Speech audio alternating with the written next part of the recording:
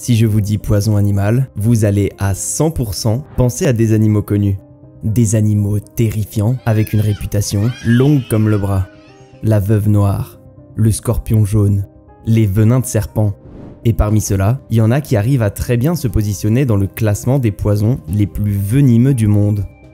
Pourtant, le record est détenu par un truc beaucoup plus mignon. Cette minuscule petite grenouille de 30 grammes, beaucoup trop colorée pour être innocente. La phylobate terrible bleu doré, également surnommée cocoille de Colombie, est la grenouille la plus dangereuse du monde. Originaire de Colombie en Amérique du Sud, la phylobate terrible vit dans les forêts humides. Elle vit le plus souvent au sol, sur un tapis de feuilles tombées, des végétaux qui peuplent la zone.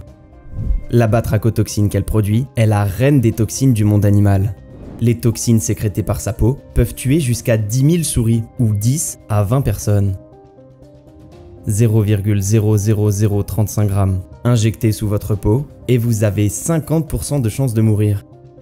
Conscients de ce pouvoir extraordinaire, les Amérindiens ont pendant longtemps utilisé ce poison pour leur célèbre fléchette empoisonnée.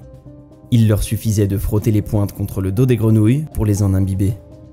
La batrachotoxine est sécrétée dans de petites glandes situées sous la peau, de sorte que n'importe quel individu qui toucherait cet amphibien se retrouverait instantanément affecté. Un simple contact avec votre peau suffirait à déclencher d'intenses brûlures pouvant durer plusieurs heures.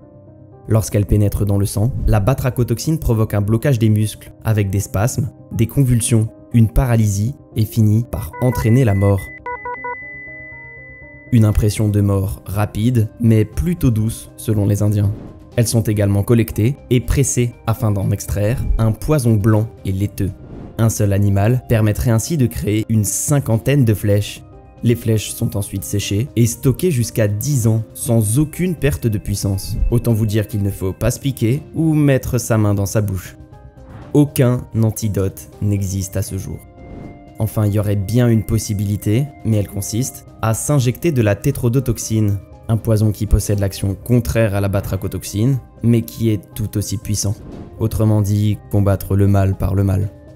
Fait plutôt surprenant, si la phylobate terrible parvient à sécréter une telle substance, c'est grâce à sa nourriture. Elle a besoin de manger un type de scarabée spécifique qui va lui donner les ingrédients du poison.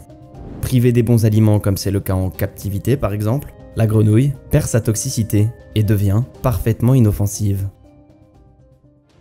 Si tu as aimé notre vidéo, n'hésite pas à mettre un petit like, t'abonner et activer la cloche des notifications pour ne pas louper les prochaines vidéos. À la prochaine!